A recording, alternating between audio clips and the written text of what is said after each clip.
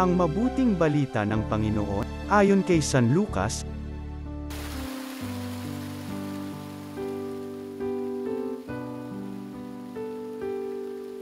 Isang araw, samantalang nananalangin mag-isa si Jesus, lumapit sa kanya ang kanyang mga alagad.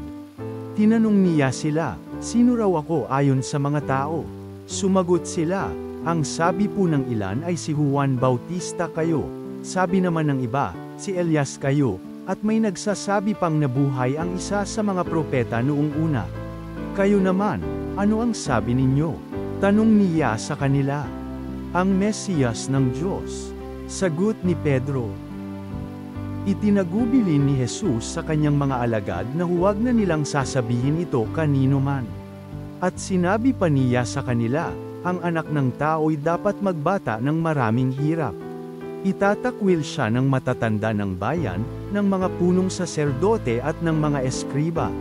Ipapapatay nila siya, ngunit sa ikatlong araw ay muling mabubuhay. Ang mabuting balita ng Panginoon.